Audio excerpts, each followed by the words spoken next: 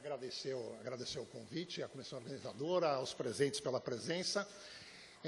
O meu tema é malária grave nesse contexto. Eu apresento aqui os meus conflitos de interesse eventuais para essa apresentação e uma agenda resumida do que eu pretendo apresentar hoje para vocês. Então, definindo o cenário, né, porque 20 minutos para falar de malária, a gente tem que realmente ser mais focado. Vou falar de malária grave em terapia intensiva. Falar de malária grave aqui, basicamente, estamos falando de malária falcípara, não vou falar de malária vivax. Definições, fisiopatologia, tratamento, eu vou colocar um casinho clínico para suscitar algumas discussões e aí a gente conclui. Tá? Bom, malária com o impacto global da malária a gente já sabe, né? Então não dá para, em 20 minutos, falar tudo de malária. Nós vamos falar aí da malária grave, que na definição da Organização Mundial de Saúde, é aquela malária que apresenta pelo menos uma dessas alterações. É convencional isso. Então, a gente olha assim, tem alterações clínicas e laboratoriais. Um indivíduo com malária que apresenta prostração, ele preenche critério, por exemplo, para malária grave. Mas, evidentemente, ele não tem a mesma gravidade, desculpe a repetição, grave com gravidade, de um paciente que é definido malária grave por conta de anemia e um outro cuja malária grave é definida pela presença de coma. Tá? Mas essa é a definição. E ela inclui, nesse quadro resumido, alterações clínicas e laboratoriais. Tá? Os laboratoriais aí com anemia, acidose, hipoglicemia, icterícia e etc. Tá bom?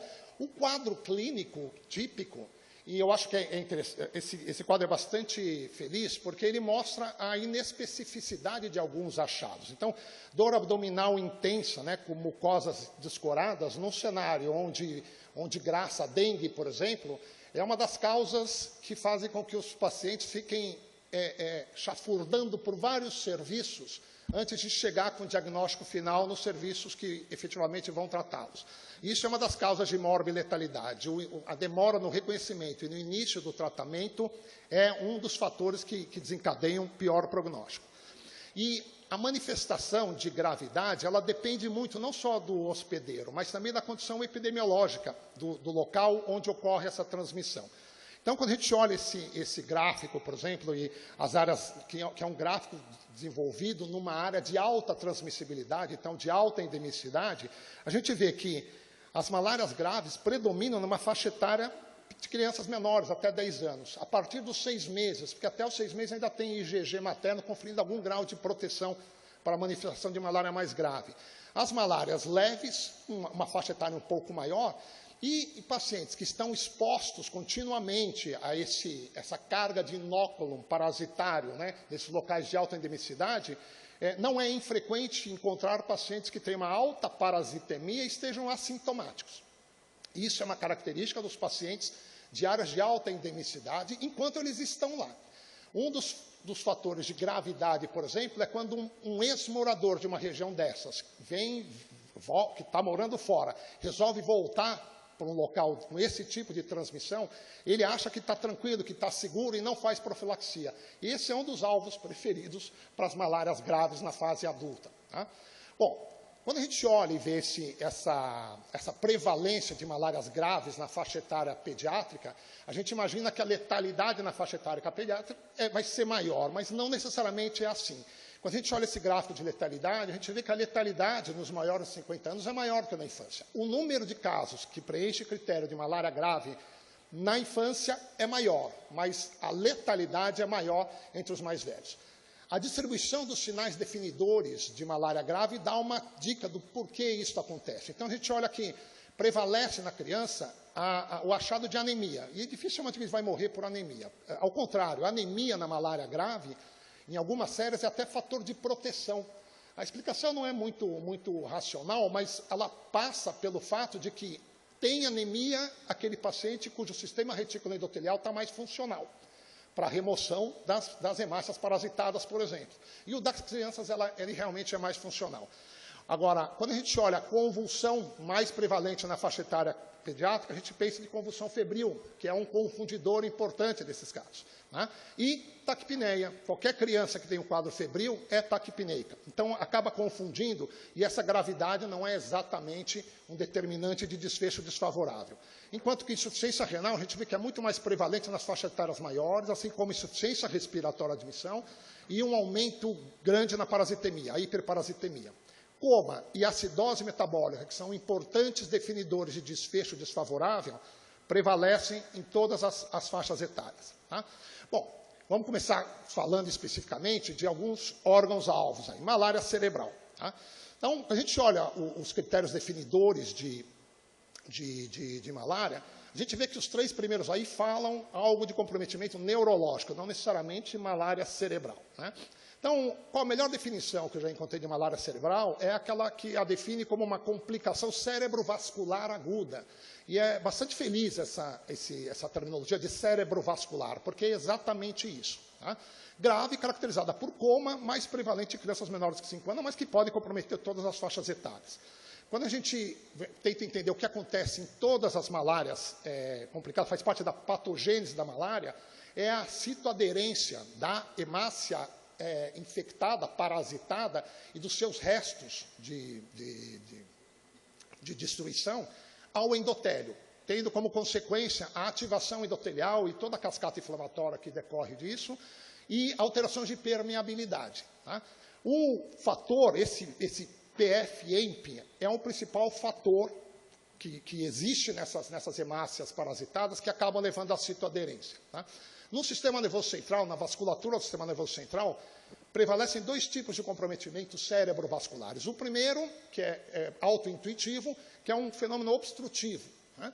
Então, que numa ressonância vai aparecer como causar um edema vasogênico, por exemplo.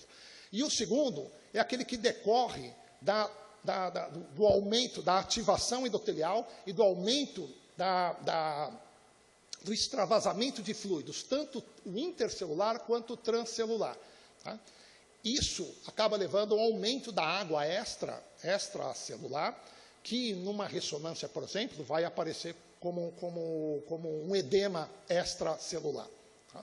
Bom, olhando a nível celular, o que nós temos é uma ativação endotelial. E um dos principais marcadores dessa ativação endotelial, da qual decorre toda a cascata inflamatória, é esse aumento aí de angiopoetina 2. A angiopoetina 2, ela vai competir com a angiopoetina 1. A angiopoetina 1 é o principal determinante da estabilidade endotelial. Então, a malária, na ativação endotelial, acaba suscitando o aumento de um modulador que contrabalança o estabilizador de endotélio que nós temos normalmente aí. Tá? Como é que nós caracterizamos a malária cerebral? Pela dimensão do nível de consciência. Isso é por uma definição. A gente vai classificar como grave a malária cerebral quando a escala de coma de Glasgow do paciente for menor que 11. Para criança, nós temos uma escala de Blantyre menor que 3. Desde que sejam excluídas outras causas comuns de coma nessa faixa etária. Então, é mandatório, principalmente pela origem dos pacientes e pelos aspectos epidemiológicos relacionados ao paciente que tem malária, excluir meningoencefalites não maláricas, então meningite bacteriana é mandatório que seja excluído, hipoglicemia, que faz parte da manifestação de alguns casos de malária grave, como causa de convulsão, diminuição de nível de consciência, e o uso de drogas.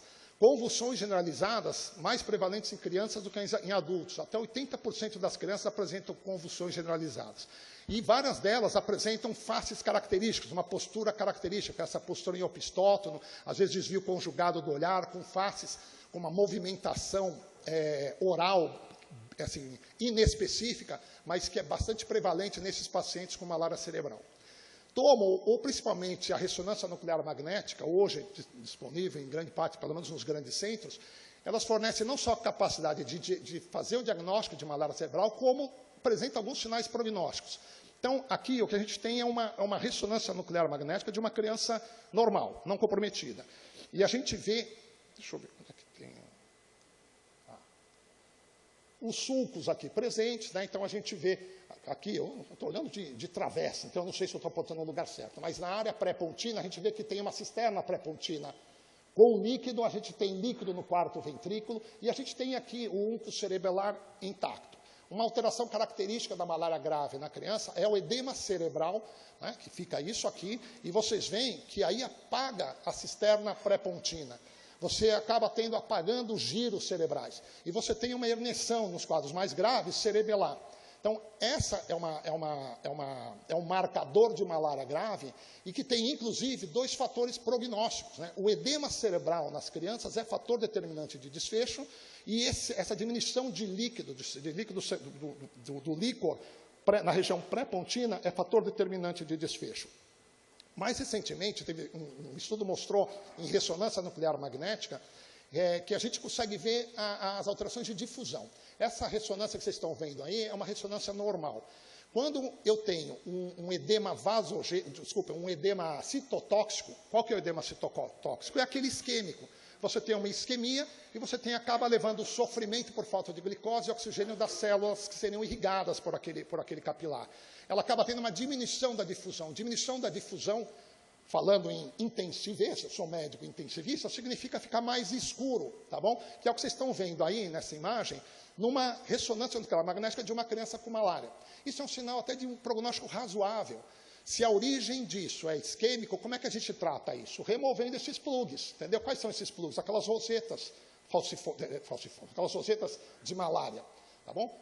Tratamento com artesanato, e esse tem um exame pré e pós mostrando o que acontece. Por que localiza principalmente na substância branca em criança? Porque é aquela mais suscetível a lesões isquêmicas, tá? Tratou rápido com antimalárico, ele reverte o quadro. No adulto, nós temos uma coisa semelhante, mas a localização é distinta. É em gânglios da base, pelo mesmo motivo. Gânglios da base são mais suscetíveis à lesão isquêmica nos adultos. Tratou com antimalárico, o artesanato é o mais potente, nós temos lá o resultado. Isso são sinais de bom prognóstico, por isso que eu tenho pré e pós.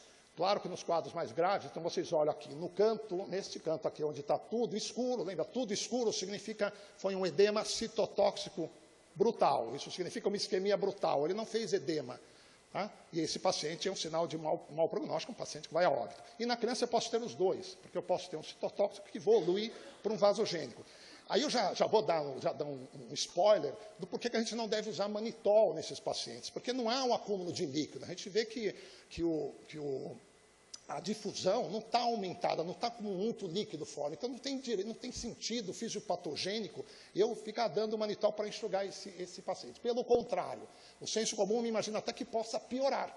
Por que pode piorar? Porque se já está faltando oxigênio, porque o vaso está ocluído, se eu der uma desidratada nesse paciente, isso só tende a piorar. Tá?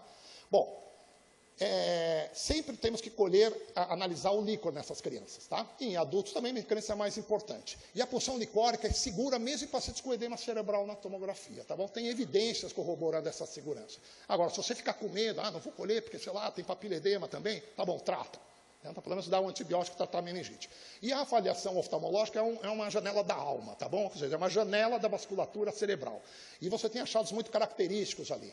Então, uma retina esbranquiçada, uma descoloração vascular, hemorragia retiniana com sítio esbranquiçado, que é o sinal de Roth que a gente vê na endocardite, tá bom? Isso nada mais é do que a tradução retinoscópica do que a gente tem no cérebro, tá?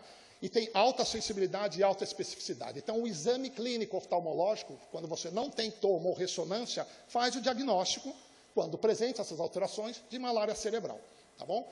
E, por fim, eletrólitos. Claro que nós vamos colher tudo nesses pacientes graves, mas alguns eletrólitos aí têm importância até prognóstica. E estou falando aqui da leucocitose e estou falando aqui do aumento da acidose metabólica às custas de hiperlactatemia, tá bom? Eu deixei aí também, como fator prognóstico, apesar de não ter alcançado significância estatística nesse estudo, o grau de coma, tá bom? Porque é um determinante de desfecho, apesar de não aparecer nessa série. Eu fui procurar a série que tinha, não achei, na hora H sempre falta essas coisas, né? O que a gente faz com a malária cerebral? ABC, gente, é suporte, tá bom? Não vamos perder muito tempo com isso. Manutenção de glicemia, hidratação com cuidado. Eles fazem hipoglicemia, a hidratação, como eu mostrei, na fisiopatogênese, o extravasamento de líquidos e o edema faz parte da patogenia dessa doença. Então, pacientes que têm edema cerebral têm um prognóstico pior. Agora, convulsão, 80% das crianças, 15% dos adultos, coça a mão para a gente fazer profilaxia com anticonvulsivante. Não tem benefício, tá? Fazer profilaxia, tá? E quando a gente olha aqui, veja, esse é um estudo em criança, e que a gente olha é o seguinte, porcentagem de sobreviventes, porcentagem de óbitos. O que a gente vê que, estatisticamente, quando eu dei fenobarbital profilático para as crianças, elas tiveram quem recebeu fenobarbital teve uma probabilidade significativamente maior de dar uma morridinha por conta disso, tá bom? E por que ela deu essa morridinha? Basicamente por insuficiência respiratória. Tá? Fenobarbital é um depressor, pronto, um depressor respiratório importante, tá? tem trials hoje, né, tentando sobrepujar esse probleminha. Tá? Então, tem isso aí, uma fase 1, e o que ele está mostrando aqui? Fala, vamos trocar, em vez de dar fenobarbital, vamos dar o levotiroxetan. Só que o segredo que eles estão colocando aqui é esse dispositivo que vocês estão vendo aí, entendeu? Que é um ventilador extratorácico, que eu duvido que isso vai ser aplicado nos grotões da África, onde essa malária está matando as pessoas. Mas, anyway, fase 1, vamos ver o que eles concluem, tá bom? Tratar meningite bacteriana se não tiver o líquor, mandatório. Outra coisa que coça a mão, dá manitol. Não funciona manitol, não deve ser dado manitol. Quando a gente olha o gráfico em crianças que tomou manitol e não tomou manitol, todos os desfechos clínicos, neurológicos, não diferiram entre quem tomou e quem não tomou manitol nas crianças. E nos adultos, vejam só, não deu significância estatística, mas você vê que um Kaplan-Meier aí mostra também que o adulto que recebeu manitol tem uma chance maior de dar uma morridinha por conta do manitol. Tá? Agora, o que dá, que tem significância estatística, é o prolongamento do estado de coma. O motivo disso eu já citei antes, né? Você está desidratando mais um paciente, onde provavelmente ele tem um quadro isquêmico cerebral. Tá? E outra coisa que é o tripé do mal, né? A gente sempre falamos da corticoide também, né? Corticoide, a evidência é bem antiga, tá? 82, e ele já mostrava aí que os desfechos neurológicos são piores em quem recebeu corticoide, sem nenhum benefício adicional. Além dos outros riscos que eles não avaliaram aí, que é o de sangramento, etc. Comprometimento renal, também faz parte da definição do quadro, né? E IRA está presente em 40% das malárias. 46% a 75% dos casos são oligoanúricas. E acidose metabólica, principalmente lática, faz parte do quadro. Hipercatabolismo, que a gente vislumbra por um aumento da relação ureia-creatinina também. Distúrbio eletrolítico comum é a hiponatremia. Hiperpotassemia, quando eu tenho quadros de lise muscular, que não são tão comuns. Mas, às vezes, quando a acidose é grave, a acidemia é importante, você acaba tendo hipercalemia por shift, de potássio do intracelular extracelular. E a IRA é um fator determinante de gravidade, tá? Agudamente. E pode levar a uma glomerulonefrite crônica. Tá? Então, quando a gente olha resumidamente a fisiopatogenia, a da malária da IRA é igual de qualquer causa IRA por outros motivos. É uma hipovolemia funcional. Você acaba tendo uma obstrução vascular, levando a isquemia do glomérulo e necrose tubular aguda agudamente. Tá? Que é isso que a gente vê aqui nesse gráficozinho do lado aqui, né? Formação de rosetas, etc.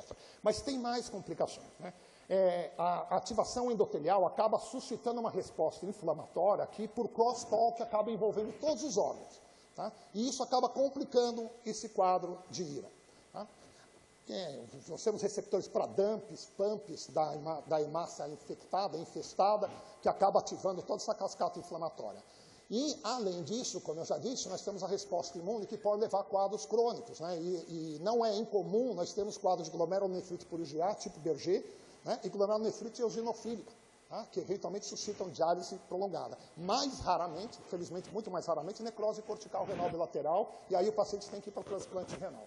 Como é que a gente trata? Expansão volêmica cuidadosa, tratamento antimalárico o mais precoce possível, com artesonato. Os pacientes que precisam de IRA, 64% que precisam de diálise, 64% recuperam completamente. Diálise precoce reduz letalidade. Isso no Emílio Ribas já foi demonstrado pela doutora Lúcia Andrade com leptospirose, vale a mesma coisa aqui para a malária. Antimaláricos não são depurados pela hemodiálise, então a gente não precisa se preocupar com a eficácia do tratamento. A malária pulmonar, né, é o outro caso grave que a gente vai falar, ela tem como fatores de risco, principalmente o choque descompensado, co-infecções e balanço hídrico positivo. De novo, veja, estamos falando de excesso de água, né, e infecções e tem inflamação associada. Tá? A gente tem sempre uma diferenciação do que é lesão aguda pulmonar, do que é síndrome da resposta inflamatória pulmonar. Na verdade, qualquer infiltrado bilateral que a gente vê nesse contexto, nós temos que levar muito a sério. Quadro clínico inespecífico, tosse seca, taquipneia, agitação por hipóxia, mas que evolui muito rapidamente para insuficiência respiratória grave. Então, quando isso começa, fica atento. Tá? Essa evolução é rápida e a prevalência é muito variável. Depende muito de como você classifica, de como você define a lesão pulmonar aguda. Nesse estudo, Cicloamate, aí, que é um dos maiores trials de tratamento de artesonato da malária, girou em torno de 12%. A fisiopatogenia é a mesma, obstrução vascular, inflamação, né? E o efeito inflamatório pós-tratamento associado é uma coisa que a gente vê com uma grande frequência. Você tratou a malária, a parasitemia zerou, e de repente o paciente se acha, vou dar alta. Fala, segura, não dá alta agora porque ele vai piorar. E ele dá uma pioradinha, tá bom? Em geral, vai precisar ir para o tubo. Tá? O aspecto agudo é esse de engurgitamento vascular, secundário à obstrução, que a gente vê a formação dessas rosetas, e, claro, nos quadros mais graves, a formação de membrana hialina. Tá? O infiltrado ele é alveolar e ele pode ser intersticial, e chama a atenção que ele tem macrófagos e monócitos. Isso é interessante porque macrófago e monócito respondem à terapia com corticoide. Como é que a gente trata? Suporte, artesanato precoce, hidratação restritiva, 1 ml por quilo por hora de diurese, a gente vai dar o volume para isso. Eu não vou entrar muito, a gente não tem tempo para ficar falando nisso, mas vocês veem aqui que tem os manuais da Organização Mundial de Saúde e do Ministério da Saúde, que tem todas as regras, tem todo tipo de hidratação que vocês quiserem ver. Tá bom? Outras terapias interrogadas, será que corticoide? Não tem evidência, tá? Mas eu vou trazer esse casinho clínico, que é um casinho que a gente teve lá no Emílio Ribas, só para a gente ver que nem tudo é o que parece ser. Tá? É uma mulher de 33 anos, previamente rígida, voltou de Lagos, na Nigéria. Ela procurou vários serviços, essa é a rotina desses pacientes, foram descartados dengue, EBV, tóxico, etc. Tá? No Emílio Ribas, ela foi lá no dia 29, já uma semana de peregrinação, onde a gota espessa mostrou que era uma malária falcípara. Foi iniciado o tratamento, artesanato clínica, tá? E parasitemia já zerada, mas logo depois ela começou a piorar. Tá? Piorou com coma, e quando a gente olhava os critérios clínicos, tá? Foi para a UTI, porque era uma malária grave. Foi entubada, e aí, PCR lá em cima. PCR lá em cima, uma paciente com febre, vindo não sei de onde, você começa no antibiótico. Começamos a dar antibiótico. Deu antibiótico no primeiro dia, no segundo dia, tá? No terceiro dia, no quarto dia. Aí olha o efeito na PCR. Nada, tá bom? Nada. Olha o pulmão dela, tá? Bem comprometido, certo? Certo. Aí a gente vai olhar, vamos ver leucócito. Se fosse um quadro infeccioso bacteriano, deveria ter caído, deveria ter defervescido, deveria ter caído a PCR. Né? Leucócitos deveriam estar altos no início e deveria responder com tratamento. Mas olha, 2, 3, 4 dias sem leucocitose. Tá? A pergunta que eu faço é o seguinte, o que vocês fazem aí? Tá? A gente não tem múltipla escolha, então eu vou dar assim. Amplia espectro de antibiótico, incluindo KPC. Olha, vem da rua, né, gente? Também calma, né? Tá? Ampliar a cobertura para fungos, gente, não é fator de risco para isso. Tá? Misteriosos e insondáveis são os desígnios do Senhor Todo-Poderoso. Tá? E dele receberemos a conduta correta. Mas não vou mexer com esse tipo de coisa. Pensar inflamatoriamente em iniciar corticoide, parece razoável, tá? Nenhuma das anteriores. A alternativa C e D estão corretas, sabe por quê, Rodrigo? Eu não vou comprar mais essa. Eu já acumulei todos os haters que eu podia acumular na minha vida de Covid, entendeu? Então eu não vou comprar essa fiada. Então pode ser com a C e D correta. Tá? O que nós fizemos? Demos corticoide, tá? E olha o que aconteceu, olha o leucócito. Subiu, claro, o corticoide faz isso com o leucócito, ele faz leucocitose, né? Faz desvio, tá? Mas será que foi infecção porque eu dei corticoide inadvertidamente? Olha a PCR foi caindo, olha que bonitinho, foi caindo, tá bom? E, mais importante que isso aqui virou isso aqui. E isso aqui virou isso aqui, tá bom? Por quê? Porque a gente olha esse infiltrado inflamatório, tem macrófago e monócito. A macrófago e monócito tem receptor para corticoide, então tem uma base racional. O sistema nervoso central, um infiltrado é neutrofílico, que não responde a corticoide. Só para dar uma das causas, mas não sei se é só isso, entendeu? Tá? Mas é isso aí que a gente vê.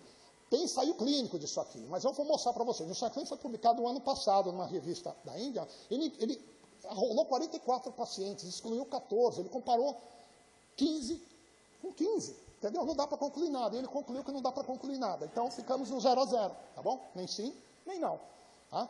E tem base experimental, né? Mostrando isso aqui. Tem um modelo experimental, tudo bem que rato é rato, gente é gente, né? Apesar que alguns gente se comportam como ratos, mas isso não vem ao caso.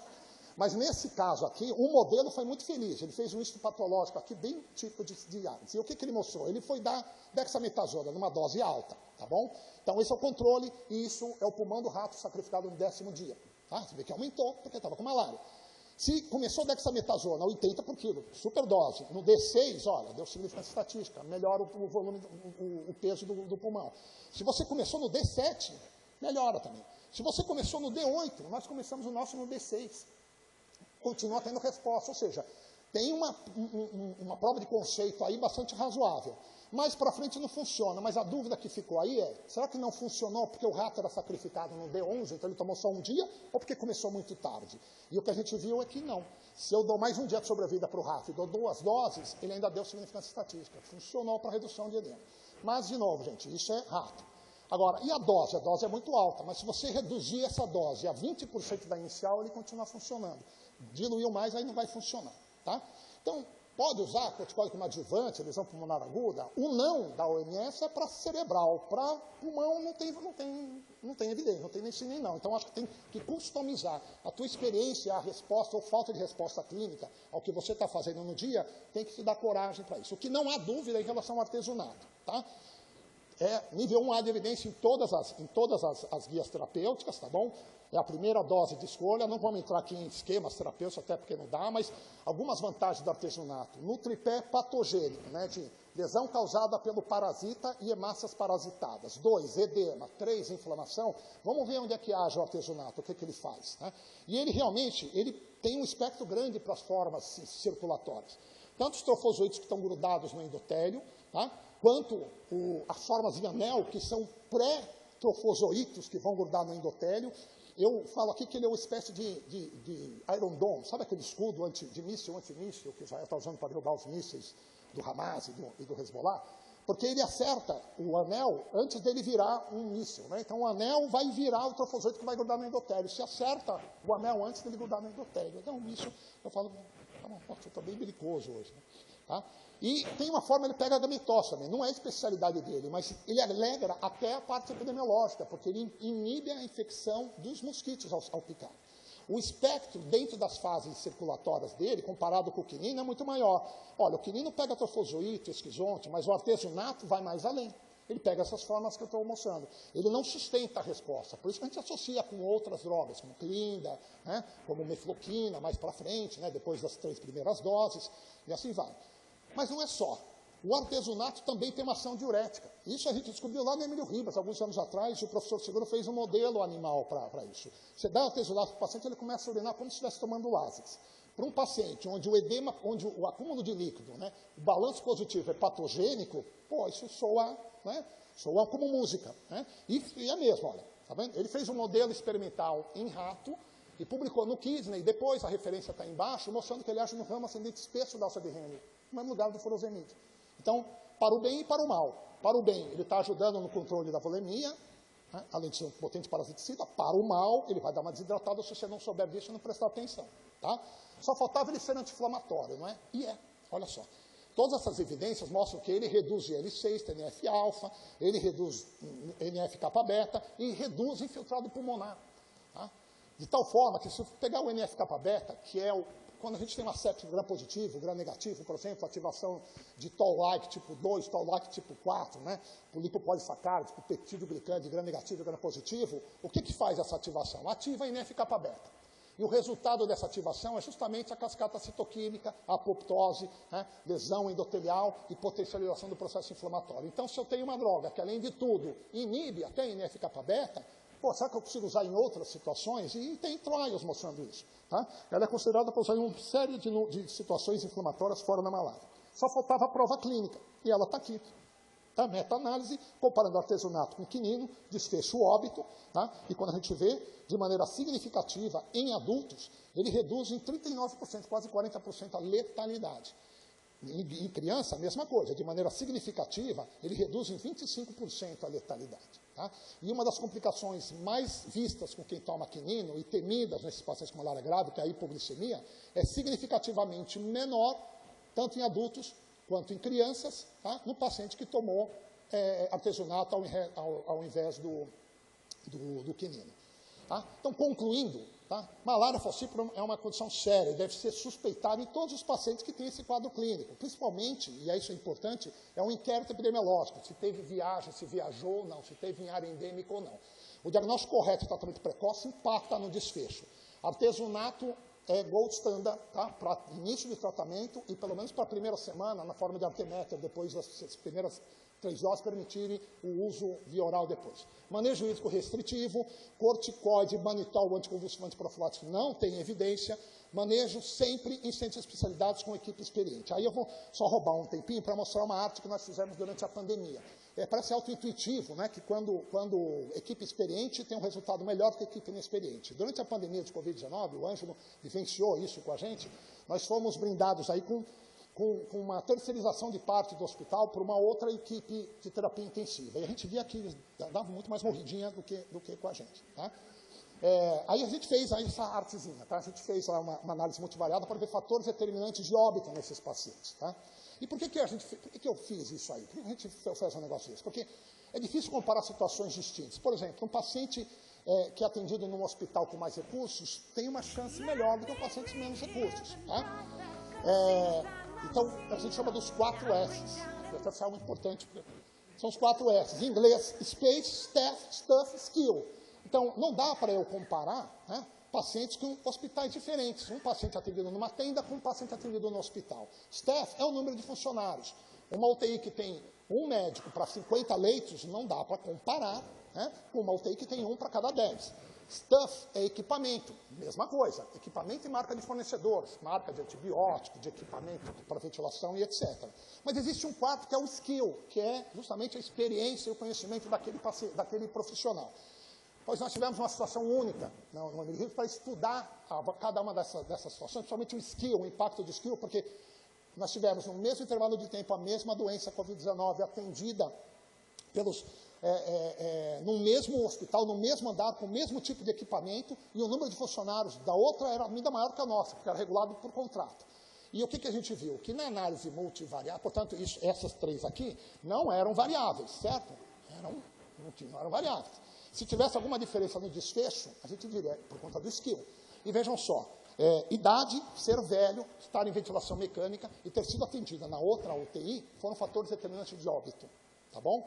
Então, skill é importante. Voltando aqui para a gente concluir, essa é uma doença importante, letalidade alta. Ela tem que ser atendida em centros especializados. Não vou dizer que todo lugar tem terapia intensiva em centros de infectologia, mas certamente tem que ter algum infectologista experimentado para acompanhar e reconhecer essas condições quando apresentado a uma delas, né? E isso realmente a gente provou, muda desfecho desses pacientes, tá?